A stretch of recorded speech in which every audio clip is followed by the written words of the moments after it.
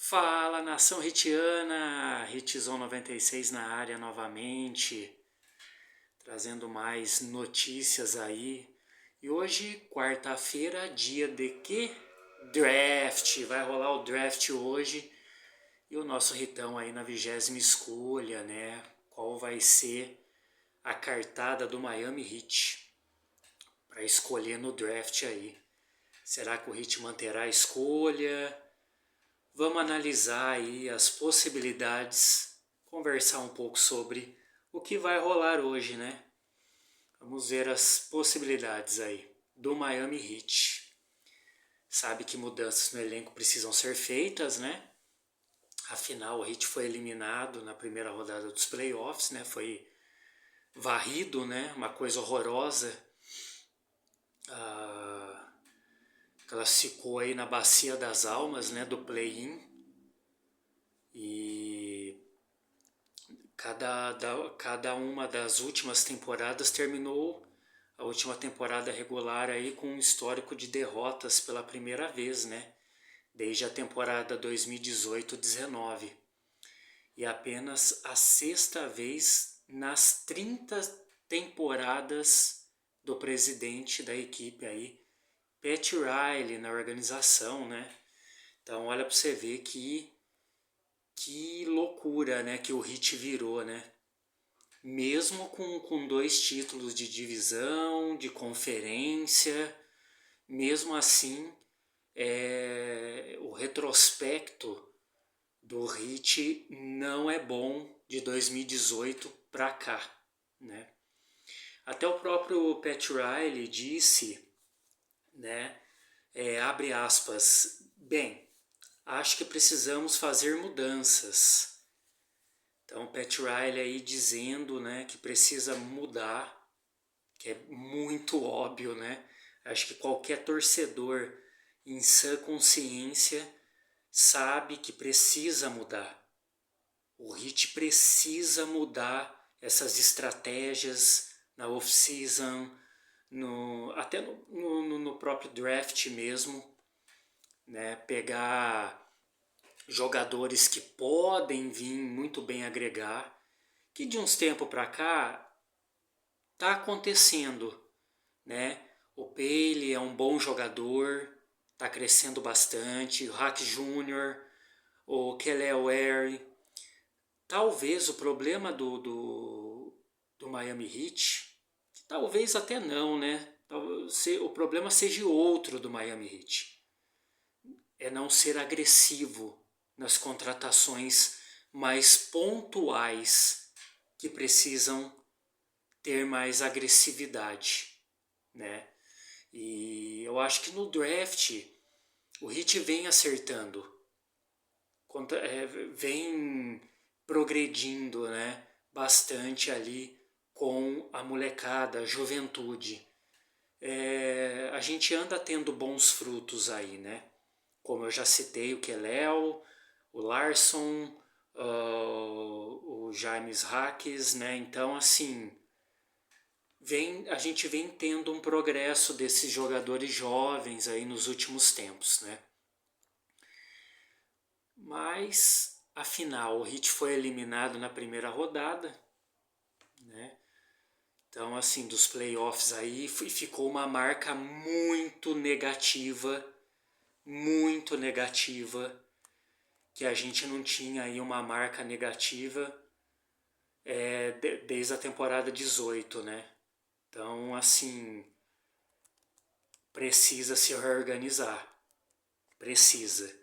A gente perdeu muitas estrelas que poderiam estar jogando, estar aí no Miami Heat e ter levado a franquia em outro patamar, né? Então, a gente precisa muito dessas mudanças, né? E o Pat Riley dizendo, né, em relação a isso, durante sua coletiva, né, de imprensa aí de encerramento da temporada, que aconteceu em maio. Foi em maio que ele deu essa declaração. E só para trazer para vocês, para lembrar, né, que é sempre bom aí tá trazendo essas declarações do nosso GM principal aí, que por enquanto não está sendo agressivo coisíssima nenhuma, né? Não está sendo agressivo coisíssima nenhuma, muito pelo contrário. Tá taxando o torcedor do Miami Heat de palhaço, né? Só apazigua ali a situação e o torcedor é tratado como um tonto, né? Pela gerência do Miami Heat, né? A gente acha que vai e não vai coisa nenhuma. Então, assim, não há dúvidas, né?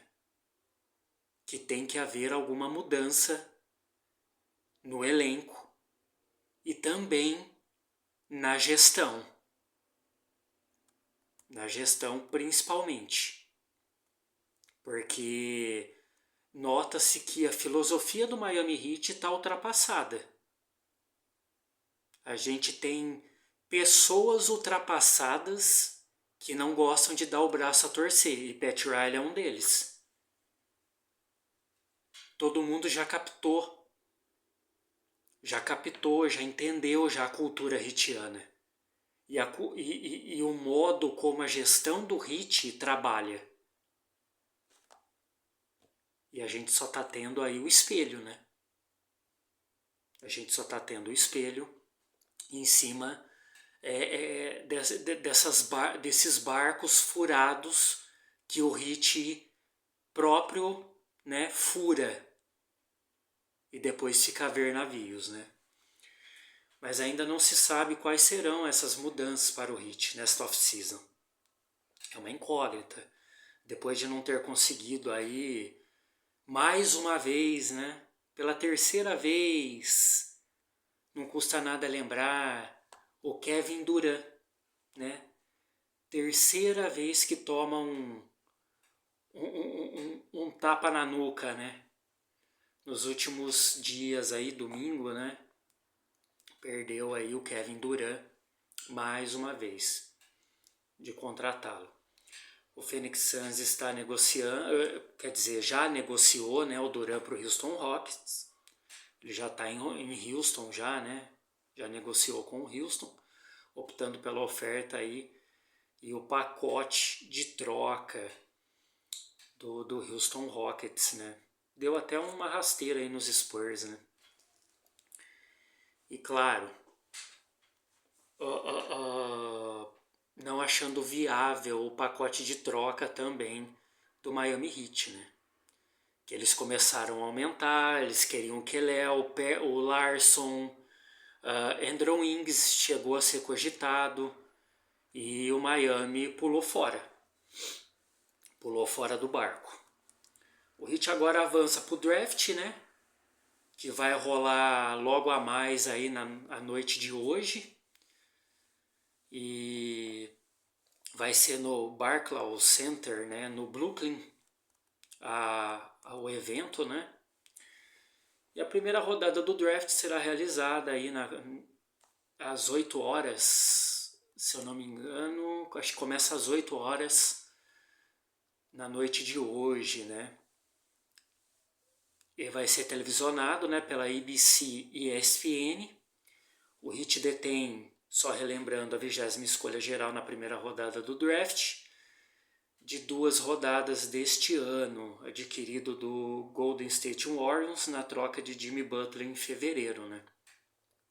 Com essa seleção prevista para ocorrer entre as 8 ali, né? Às 8 acho que vai começar ali só a entrada ali, né, principal. Mas o evento mesmo provavelmente vai começar ali às 9h40 até 10h10 ali já começou o evento, né? E terá 5 minutos de intervalo entre as escolhas na primeira rodada.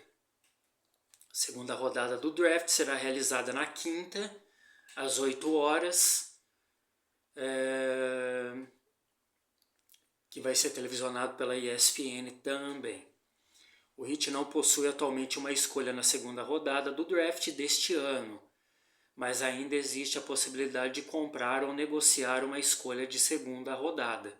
Qualquer time que compre uma escolha de segunda rodada fica com um limite máximo no segundo April durante toda a temporada seguinte, pois qualquer time que envie dinheiro em uma negociação enfrenta essa limitação sobre o CBA atual.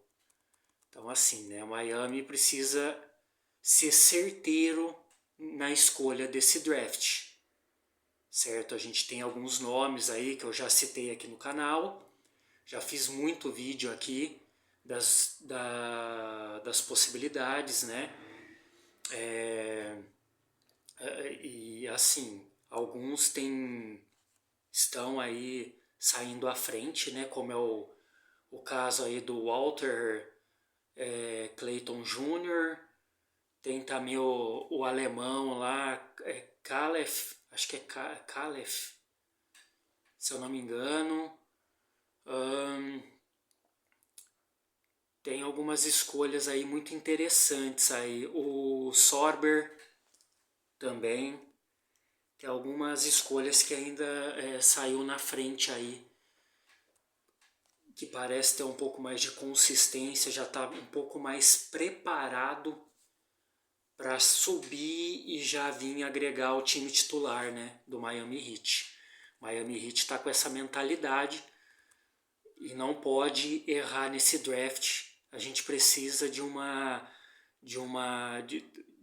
desse draft, né, desse jogador já com 50% aí de experiência, né, entre aspas, para já subir e vir agregar a equipe titular, né? Com muitas perguntas ainda sem resposta, né, nesta off-season, a primeira grande questão do Heat que precisa ser respondida é se aproveitará sua escolha de primeira rodada, né, para adicionar um jogador com bom custo-benefício em um contrato de calouro na quarta-feira. Então, ou ao invés disso, negociar após fazer a escolha de primeira rodada em cada um dos últimos 3 drafts. No caso aí o Nikola Jovic, né, em 2022, o Jaime Isaac Jr. em 23 e Kelly Oubre em 24, né. A última vez que o Heat saiu de 4 drafts consecutivos com uma escolha de primeira rodada foi na sequência que incluiu Caron Butler em 2002, Dwayne Wade em 2003 e Daryl Wright em 2004 e Wayne Simien em 2005. Então aí, né, o Miami Heat tem, como eu estava dizendo, tem uma sequência muito boa, né? Se for parar para analisar aí desde o Nikola Jovic de 22 para cá, como teve também em 2002 a 2005, né? Uma sequência aí de bons draftados, né? Nem se fala, né? Um Dwayne Wade aí, eita nós, saudade, né, nação? Saudade demais. Embora as regras da NBA impeçam que as equipes ficarem sem escolhas de primeira rodada por 2 anos consecutivos, o Heat tem permissão para negociar a 20ª escolha do draft dessa semana, pois já possui sua escolha de primeira rodada no draft do ano que vem. Um dos motivos pelas quais o Heat poderia optar por negociar a escolha deste ano é para liberar futuras escolhas negociáveis de primeira rodada, de acordo com a fonte da Liga. Entre os motivos pelas quais o Heat não contratou Durant está a falta de capital adicional de draft em uma negociação além da 20ª escolha geral deste ano. Por quê, né, nação? Como a negociação de escolhas futuras de draft teria comprometido outras seleções de draft, isso poderia gerar um potencial de troca no futuro,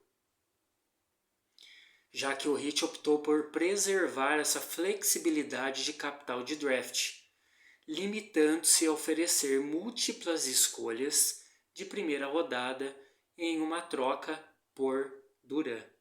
Então aí, né, é por isso que o Miami ele está um pouco limitado e não pode, nesse sentido, ser agressivo, né?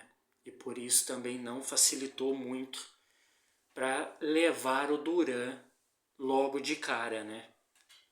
Por isso que emperrou também. E com as equipes da NBA autorizadas a negociar escolhas até 7 drafts no futuro, as únicas seleções de primeira rodada desprotegidas que o Heat tem atualmente disponíveis para negociar são a seleção deste ano na posição 20ª e sua escolha de 2030 ou 31. Não ambas, devido às regras da liga que proíbem as equipes de ficarem sem escolhas futuras de primeira rodada em anos consecutivos. Então assim, né? Miami está de mãos atadas em relação a esse tipo de posicionamento, né? Então só pode usar a 20ª escolha como moeda de troca aí. A seleção da primeira rodada de 2032, do Heat se tornará elegível para ser elegível, né, no caso, para ser incluída em uma troca pós-draft desta semana, já que estará dentro da janela de 7 drafts necessária para ser considerada negociável. Isso daria ao Heat até 2 escolhas de primeira rodada desprotegidas que poderiam ser negociadas após o draft deste ano, 2030 e 2032. As escolhas de primeira rodada de 26, 27, 28 e 2029 do Heat atualmente não são elegíveis para negociação devido ao acordo feito para adquirir o guard Terry Rozier, né, do Charlotte Hornets, em janeiro de 2024. Além de Rozier, o Heat trocou o Kyle Lowry e uma escolha de primeira rodada de 2027, protegida por loteria para os Hornets, que se tornaria uma escolha de primeira rodada de 2028, desprotegida no caso, se não fosse transferida em 2027. Como o Heat deve uma escolha de primeira rodada aos Hornets, já em 2027 até 2028, isso proíbe o Miami Heat de negociar uma escolha desprotegida de 2026 a 2029, porque as equipes da NBA não podem ficar sem seleções de primeira rodada em 2 anos consecutivos. Que negócio que o Heat fez, né? Convenhamos, né, nação?